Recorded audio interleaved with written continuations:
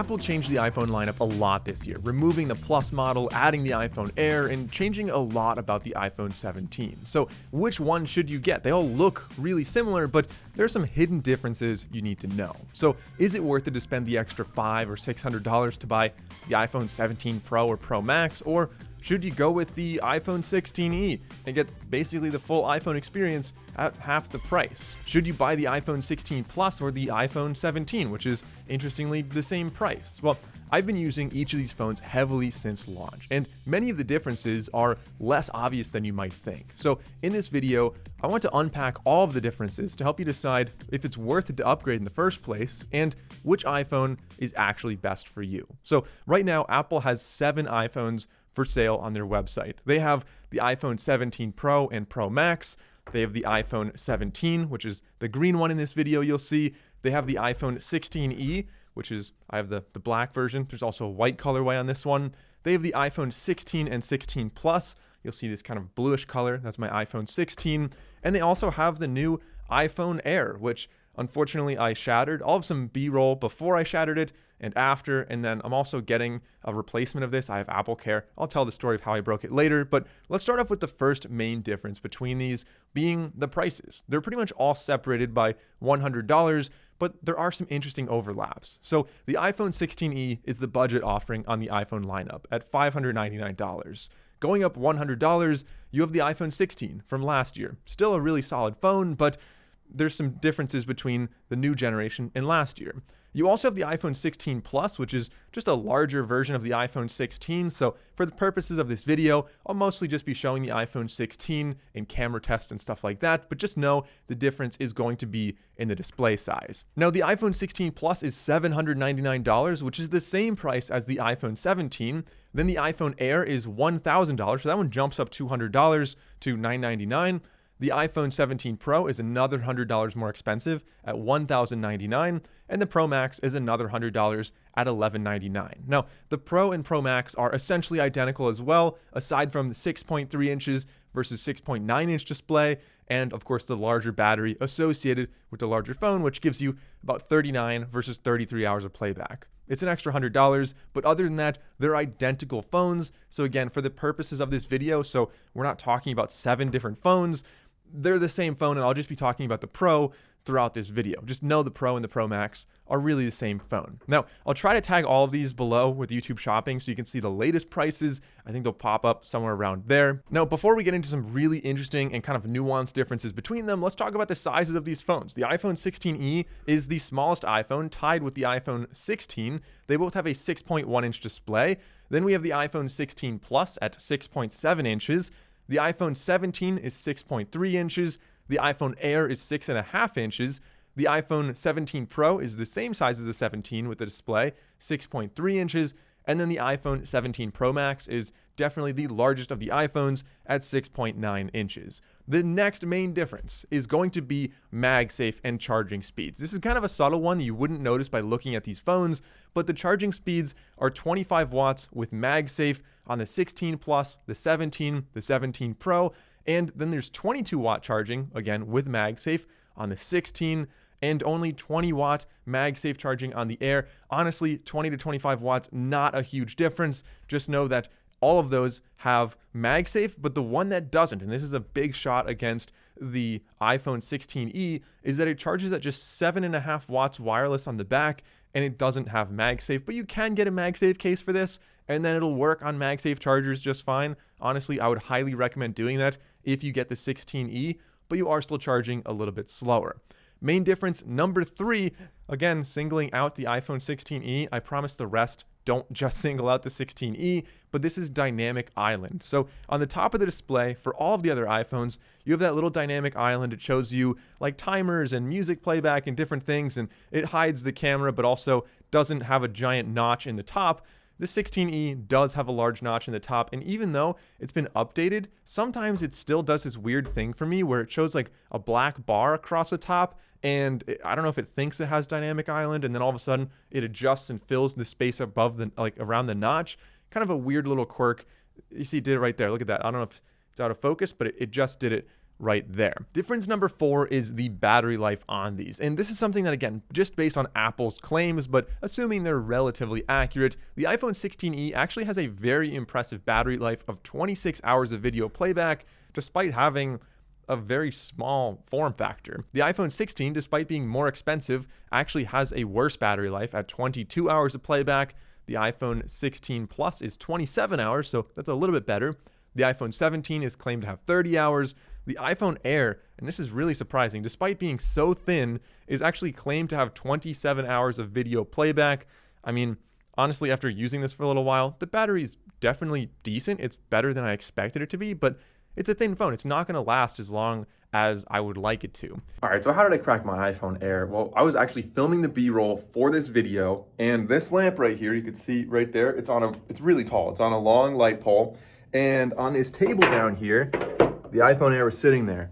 I think I stepped away and accidentally hit the cable with my foot, and this thing came down and just absolutely one-shotted it, slammed right on the camera. So it's actually quite impressive that the iPhone Air didn't break more than it did. Like, the camera's functional, the screen's functional. It just shattered on the back. Like I said, I had Apple Care, so I got it replaced, and we're good as new now. The iPhone 17 Pro and Pro Max definitely have the best battery lives here. You're looking at 33 and 39 hours. The larger one obviously having a longer battery life, but realistically, they can all get you through the day, and I can't really complain about the battery life that much. Difference number 5, and I promise shortly after this we'll get into the camera test, because ultimately that's going to be one of the biggest differences. But difference number 5 here is actually in the data transfer. So if you ever plug these into, say, an iMac or any other laptop, for example, the USB port on the bottom, they all have USB-C, which is great. The USB-C port is actually different on the Pro models as Gen 3 versus Gen 2, which means that you can transfer data up to 20 times faster. I think most people probably never really do wired transfer, like including myself. I usually just AirDrop, and if I do wired transfer, I rarely am complaining about the speed. So again, that's for Pro users. Definitely makes sense that it's on the Pro models. Difference number 6. This is the front-facing camera, and this one is actually huge on the 17, the 17 Pro, the 17 Pro Max, and the Air. These all have the new open gate 18 megapixel front-facing camera. This also has center stage, the ability to dual capture, and the ultra stabilization of the front-facing video. The other ones just have a regular 12 megapixel front-facing selfie camera. But what do I mean by that open gate? Well, if I just open up the camera, as you can see right here, and we go to the front-facing camera, there's a little icon just above the shutter button. I can tap on that. It'll switch from a landscape mode to a portrait mode, so you can really rotate either way, and it's not actually cropping the sensor. You're not actually like cropping in on a normal sensor. It is a square sensor that they're choosing to either use this way or use this way. It's a really cool way that if you ever want to film holding upright because it's more comfortable than kind of doing hand gymnastics sideways, then you could just hold it like this and film a wide aspect ratio video in exactly the same quality. Like I said, this also gives you stabilization and a lot of other really cool things. And as somebody who's filming all the time for content, there's a lot of times when I just want to use my phone to quickly capture something, and having that extra open gate sensor on the front really does make a big difference in my opinion. So huge plus for those phones. The other ones, like I said, the 16s and the 16e just don't have that sensor. And talking about the camera, the next difference does also single out the iPhone 16e. That's the camera control button. So these all have camera control on the side except the 16e. Essentially, you can just press the button once to open your camera, and you can press it again to use it as a shutter. That's like the main way I ever use this. But if you like half press it, you can then swipe your finger back and forth and zoom, or you can double like light press it, and then you can switch between like what it's going to do, whether it's switching between lenses or changing depth, changing exposure, changing the photographic styles or the tone. It's a cool feature that, again, I don't really ever use except for maybe occasionally zoom, but typically I just open the camera. And with that said, the iPhone 16e does still have that action button on the other side. These all have an action button that is programmable. Usually you'll make it to like open your flashlight or like turn on do not disturb mode, but you can actually program it to open your camera just by pressing and holding. As you can see, that's what, here, let me show you an example of this right now. So if I just press and hold the top button, it'll open the camera right there. I can press it again and it takes a photo. So that effectively works the same way as a camera control button. If that's all you're doing, you won't be able to do the little swipey zoom thing. But again, I don't really think it's that big of a difference. Now, what is a big difference is going to be the rear camera structure. If you look at these, you can see single camera on the 16E and triple camera on the Pro. That's a huge difference. And that's probably going to ultimately be one of the main differences and deciding factors when you're looking at these phones. The iPhone 17 Pro has 3 cameras on the back. All 3 are 48 megapixels. So you've got the regular sensor, you have the ultra wide, and you have a telephoto. The telephoto personally is my favorite. I use it all the time. You can zoom into 4x and have this really nice optical zoom. And you can actually zoom in significantly further and still have really good, really usable photos. The iPhone 17 essentially has the same sensors, but instead of having a telephoto, it just has the primary and the ultra wide. Both are 48 megapixels, but the difference is going to be your max zoom is only 10x on this 17 here, whereas it is 40x on the 17 Pro. But again, you still have the ultra wide on the 17, which is nice.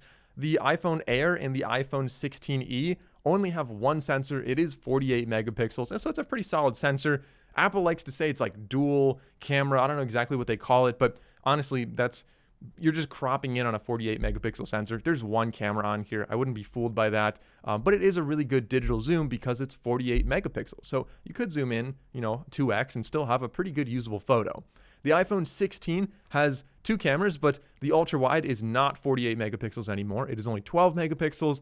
And then, like I said, the Air and the 16e with only 1 camera, because of that, don't have macro photography capabilities. So if you want to take a close-up shot of a bee or a flower or whatever, you can't really do that on those phones, but you can go further back and kind of crop in and get kind of a decent photo. You can see some samples here of exactly what I'm talking about. The iPhone 17 Pro does have this little black dot in the corner. If you look at that, you can see this little black dot next to my finger right here. That is essentially a LiDAR sensor. That could help with autofocus. It could help with some other kind of spatial type things. I'll talk more about that later. But what you can't see is the iPhone 17 Pro and the Pro Max actually have 3D sensor shift optical image stabilization. That's kind of a lot to say, but it's going to have a more stable video and image when you're using it, especially if you're moving it around a lot. Also, the iPhone Air and the 16e don't have the ability to take spatial photos, obviously because they just have 1 camera and you need 2, kind of like your eyes, to be able to see. That's one of the reasons that Apple rearranged their sensors to be vertically stacked like this. So when you go sideways,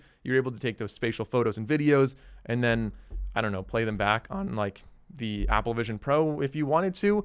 Personally, it's not something I ever use. The Pro phones also shoot Pro RAW, so if you want to do some more advanced color grading or just have a gigantic file size, you can do that on the Pro models. And like I said, some sample photos I've been showing you guys. Let me know in the comments below what you think. But as far as if you have enough daylight and you're using all of these cameras on their primary rear sensor, you're going to be getting essentially the same photos. They all look really good. It's going to be once you get to those edge cases where it's really dark in low light, where the Pro models or just the newer models in general are going to outperform, say, the 16e, which has a smaller sensor. And of course, if you're zooming in or using ultra wide, you just have more capabilities with the phones that have more cameras. But I would say most people probably take at least 80% of their photos with the primary rear lens. And so I don't know, I wouldn't sleep on the iPhone 16e here. It definitely can take decent photos if you're not somebody that is a content creator trying to film or zoom in a lot or use ultra wide absolutely all the time. As far as video goes, this is actually a huge difference between these, specifically with the Pro models. All the rest are essentially the same. Obviously, the lens differences still apply here, but all the phones do 4K 60, so 60 frames per second is what I mean, but you can shoot 4K 120 on the Pro models. So again, Pro models, really Pro video is the main difference between these. Interestingly, the iPhone Air and the 16e cannot shoot cinematic mode, but all the other ones, including the 16 and the 16 Plus, can shoot that. There's also no action mode on the iPhone 16e, so if you're moving around a ton, that's a little unfortunate. And if you want to shoot ProRes on the Pro models or do external recording or other Apple Log advanced color grading stuff, the 17 Pro and the 17 Pro Max are really your 2 options there. Honestly, if you're serious about taking video, the Pro model is really the no-brainer here. If you're creating content, if this is for work, if it's anything that earns you money, the Pro models are absolutely worth it. I use them all the time for adding in some B-roll throughout videos like this, and honestly, I think it looks really, really good. Difference number 9. I talked about external recordings, but let's talk about internal storage on these. The 16, the 16 Plus, and the 16E all start at 128 gigabytes. That's a really important distinction because the 17, the Air, the 17 Pro, and the 17 Pro Max all start at 256 gigabytes. Typically, it's like, I don't know, $50 to $100 to upgrade your storage. So if you're looking at that, the 16 Plus is the same price as the 17, but the 17 has double the storage. In my opinion, that makes the 17 a lot more valuable than the 16 Plus. The 16 Plus, I honestly wouldn't really recommend to anybody unless you really want that large display because you're just playing games and watching videos and you just, I don't know, really want a bigger display. The Pro Max goes up to 2 terabytes. The Pro and the Air both go up to 1 terabyte if you really want to expand your storage. And then all the other ones, the 17, the 16, the 16 Plus, and the 16E go up to half a terabyte. Difference number 10, the displays are actually really different on these. Interestingly, the 17 and the 17 Pro are basically the same this year. Apple really stepped it up with the base model, which is why I've been recommending it to so many people. It now has 120 hertz. That's on the 17 Pro, and of course on the Air. All the other ones, basically anything that starts with 16, is going to have a 60 hertz display. If you've never seen anything better, then you might not really care, but there is definitely a difference, and I really like the faster motion on the other ones. Also, all of the 16s have no always on display. Finally, the 17, again, tied really with the 17 Pro for once, is it has the always on display. So let me show you guys right here. You can see when it's on, and then if you turn it off, you still have that. If you don't like that and you just want to show the time and you don't want like the colored background, you can totally do that as well in your settings. But it's just kind of nice to kind of glance at your phone when it's sitting on a table and see the time and see if you have any notifications. The 17s in the Air are also a little bit brighter, but they all have like true tone display. They all look really good in my opinion. Even the 16E has a really solid display. Again, it just does have that notch up in the top. Difference number 11, this is a really interesting one. The materials are very different on these, and this is where I kind of want to give a shout out to the 16 Pro. So all of these phones have an aluminum body on them with the exception of the 17 Air, and titanium is definitely a lot more durable. All right, I guess now is probably a good time to tell you guys the story of this one. This is not like a bad sign in my opinion for the 17 Air. Any phone would have broken with what I did. I left the phone just on a table and I accidentally bumped one of my light stands. So I had these huge light stands. They're like heavy, all metal, and it just fell and completely landed directly on the camera lens and it shattered the back of my 17 Air. It was literally I received my case like an hour before that. It was still in the box. I didn't put it on. I was filming the phone and then that happened. I wish I put the case on, but honestly, because it hit on the camera, I don't know if the case really would have helped there. But that said, yeah, it's titanium, which is going to be more durable. Now, I want to give a shout out now to the iPhone 16 Pro, which is no longer sold on Apple's website. But if you find it at a discount, should you buy it? Well, I didn't include it in this video because Apple's just not selling it. And I don't know how much longer you'll be able to even find it. But the 16 Pro, if you find it on sale for, I don't know, $200 off or anywhere near the price of the 17, honestly, I would get it. It's titanium on the outside. I didn't have a case on this phone for the entire past year, and you can see it's really in great condition. I dropped it a ton. This thing is just so durable, and aluminum is just way softer than titanium. So it kind of feels like a downgrade this year when Apple moved the Pro models to aluminum away from titanium. So yeah, if you see the 16 Pro, it's not a bad buy. It's still a fantastic phone, and it's actually better in the terms of durability thanks to that titanium on the side.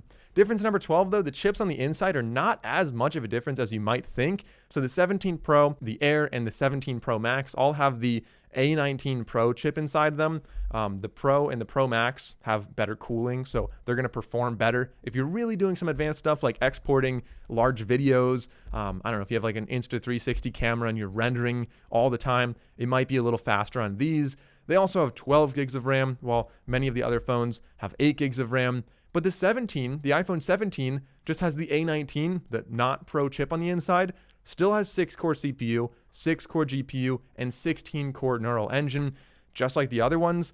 And I mean, I really think it's a pretty fast phone. I don't think most people would ever notice the difference between the Pro and the regular base model in terms of performance.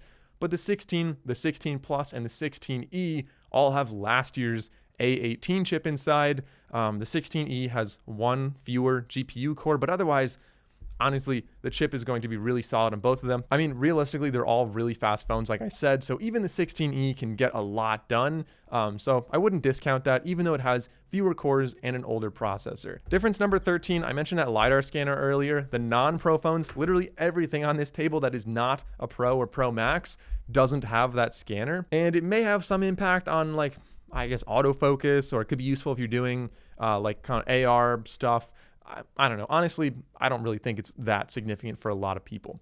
But something that is significant, at least to me, and really subtle, most people have no idea this exists. You know, when you're navigating and sometimes the iPhone just has no idea where you are, it thinks you're like half a block away if you're in a city, or it just thinks you're facing the wrong direction. A lot of that could be tied to the GPS accuracy of them. Now, the Pro models, the 17 Pro, the 17 Pro Max, and the Air all have dual frequency GPS, which is significantly more accurate if you have like mountains on either side, maybe you're in a canyon, or more likely if you're just in a big city with a lot of buildings. They're going to be much more accurate with GPS versus all of the other models on this table. Difference number 15, the Pro models also have better mics for video. They call it studio quality mics. Obviously, it's not like a studio quality mic, but it is a lot better for recording. Again, if you're filming video, the Pro models are going to be better. What do all of these have though? I mean, they all have the latest iOS. They all have literally everything else that's iPhone software-wise. They have satellite SOS, they have USB Type-C, they have Face ID, they have 5G, they all have an IP68 water and dust resistance. They're all iPhones. Like, they're all going to deliver 95% the same experience for almost every user out there. So ultimately, which one should you buy? I mean, if you're looking and trying to save even a little bit of money, the iPhone 16e is, in my opinion, such a solid value in the iPhone space, that is. I know there's cheaper Android phones and people are going to yell about that in the comments, but if you want an iPhone, this thing delivers a lot of speed, gives you the full iPhone experience, but it's literally half the price of the iPhone 17 Pro. If you really care a lot about video, like I said, if you're a content creator, if you're doing this for work, maybe you're like a real estate agent and you're just in spaces, taking photos, and that's like your job, whatever it is, if you're using the camera a lot, then yeah, Pro models. Honestly, the iPhone 17 Pro, not even the Pro Max, just the Pro, is my favorite phone. This thing is an absolute beast, and it does everything you need to, especially in terms of photo and video. For literally everybody else, I would say the iPhone 17 is the phone to buy. I know last year's 16 is a really good price, and if you find that on a better sale, hey, there's nothing wrong with buying that phone. But the iPhone 17 is such a big step forward this year compared to the 16 that I think most people would really like buying that. Plus, being a year newer, it's a little bit more future-proof. It's probably going to be supported for a little bit longer than the iPhone 16, and so you can have this for a really, really long time. All right, what other phones do we have here? The iPhone 16 Plus. I mean, like I said before, if you're doing a lot of gaming and you really want a big display, maybe if you're doing a lot of watching media and you just really want that big display, then yeah, I guess you could get that. I never saw any value in the 16 Plus. And of course, the last one being the Air. This one's really hard to recommend to anybody as like, you should buy that. That's the best one for you. But I think there's going to be people who buy it just because it's cool, just because it's novel, just like a thin little phone, kind of minimal in a way. So I mean, it's a great phone. Don't get me wrong. It's not one that I'll just like recommend to the masses for any specific use cases. But if you like it and you think it's cool, totally buy it. It's a great phone. So that's my take on the iPhone lineup. I hope that was pretty cut and dried, give you some solid recommendations, and you know which one to buy now. If you have any questions, leave a comment down below. I'll reply to as many as I can. And if you enjoyed this video, consider liking and subscribing. I'm Mike O'Brien. Thanks for watching, and I'll see you in the next video.